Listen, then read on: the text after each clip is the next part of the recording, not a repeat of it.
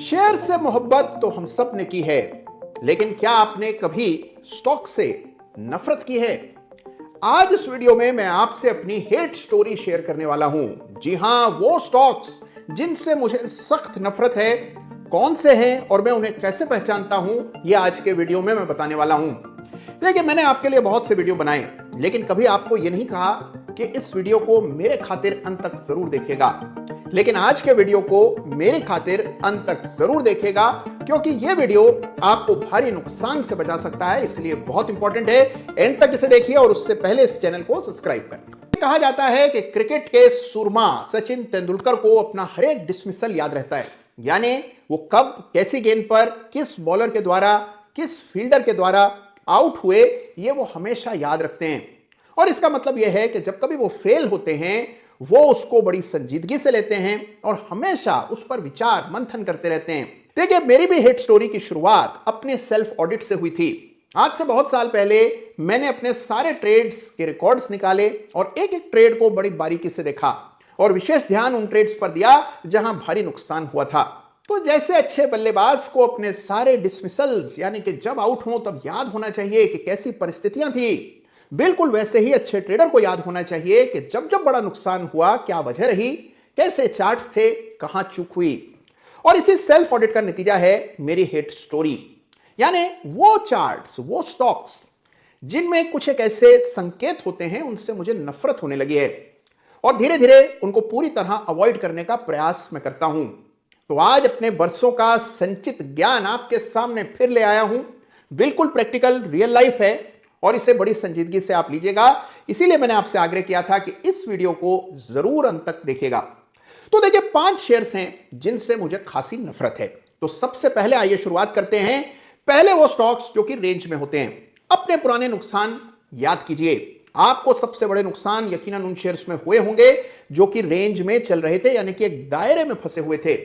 हमें यह लगता है, क्योंकि हम आशावादी होते हैं, कि दायरे का ब्रेकआउट ऊपर की ओर होगा और शेयर में बड़ी तेजी बनेगी। दायरा लंबा चलता है और हम अपने कामों में व्यस्त हो जाते हैं, शेयर की ओर ध्यान नहीं देते।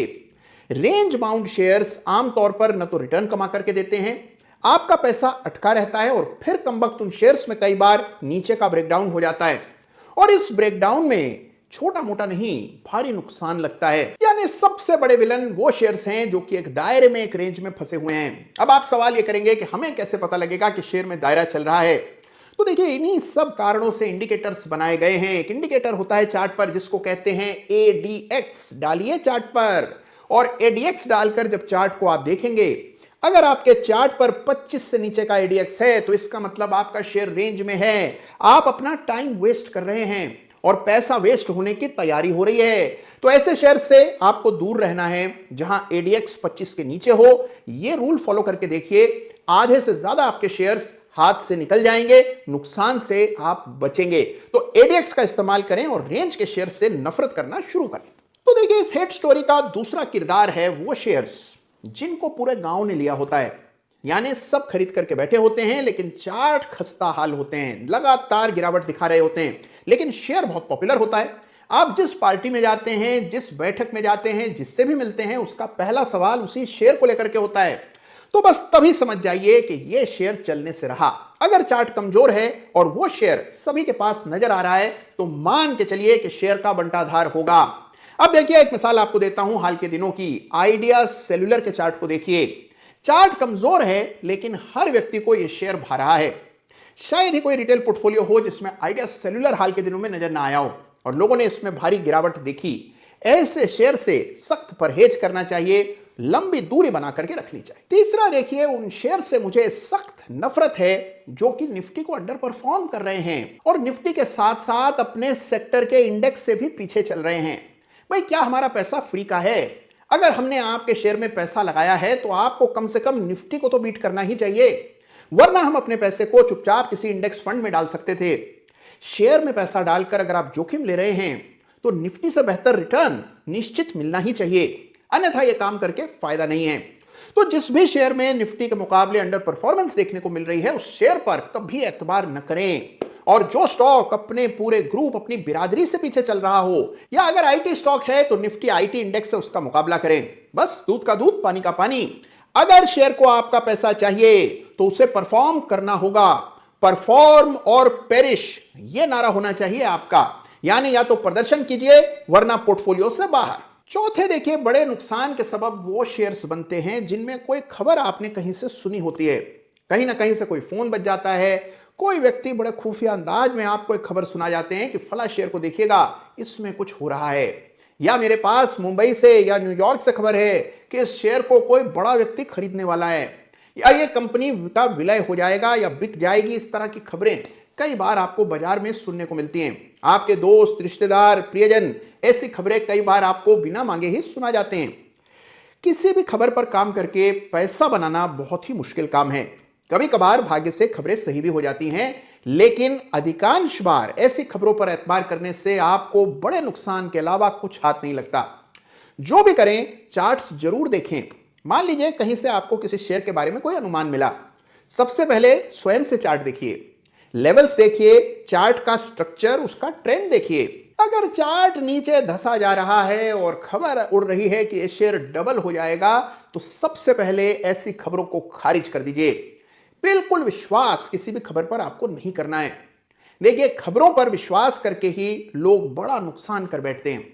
तो याद रखिए कि जो भी आप निर्णय लें, चार्ट के आधार पर लें, लेवल्स को ध्यान में रख करके लें और चार्ट का स्ट्रक्चर और ट्रेंड देख करके निवेश करें, जिससे आपको पता हो कि कब कौन से शेयर से बाहर आना है। और देखिए, कहानी के पांचवें विलन, यानी कि वो शेयर्स जिनसे मुझे सख्त नफरत है, उनमें पांचवें शेयर्स वो हैं जहां पर इंस्टीट्यूशनल होल्डिंग बहुत ही कम है। यानी कि जनता को शेयर बहुत पसंद है, लेकिन जो बड़ी संस्थाएं हैं वो इस शेयर को देख नहीं रही हैं, उनका निवेश इसमें बहुत कम है। देखिए, मेरी इस बात को याद रखिएगा, अगर शेयर में दम होता है तो सबसे पहले उस पर नजर संस्थाओं की पड़ती है। संस्थाएं पेशेवर निवेशक होती हैं, उनका काम ये होता है एक एक कंपनी को टटोलती रहती हैं। अगर संस्थाओं का कंपनी में रुचि नहीं है तो उसकी कोई ना कोई वजह जरूर होती है। अगर कंपनी केवल रिटेल निवेशकों को भा रही है लेकिन संस्थाएं उसमें रुचि नहीं ले रहे, तो मान करके चलिए कि कुछ ना कुछ गड़बड़ जरूर है। यह बाजार का इतिहास है कि जब कभी किसी शेयर में बड़ा पैसा बना है, जिस शेयर में बड़ी तेजी आई है, उसकी अगुवाई हमेशा संस्थाओं ने, इंस्टीट्यूशंस ने की है। क्योंकि देखिए, इंस्टीट्यूशन को बेचने की जल्दी नहीं होती। वो शेयर में पैसा डालते हैं, शेयर की कीमतें बढ़ती रहती हैं, इंस्टीट्यूशन की एनएवी बढ़ती रहती है और वो सालों साल शेयर को होल्ड करते हैं। जबकि रिटेल जनता हल्का सा मुनाफा आते ही शेयर को बेचने की फिराक में रहती है।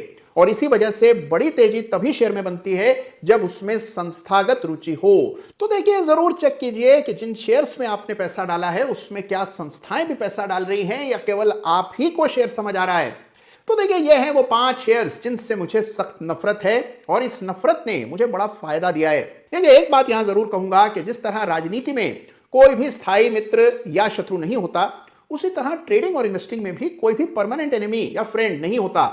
तो जो शेयर्स आपको एक भाव से, एक स्ट्रक्चर, एक चार्ट से खराब लगते हैं, वही शेयर्स आगे चलकर अगर उनमें तब्दीली आ जाए तो बड़े ही पसंद आने लगते हैं। तो कुछ भी स्थायी नहीं है, लेकिन जो भी शेयर इन 5 में से किसी एक शर्त को पूरा कर रहे हैं, उनसे नफरत करना ही बेहतर है।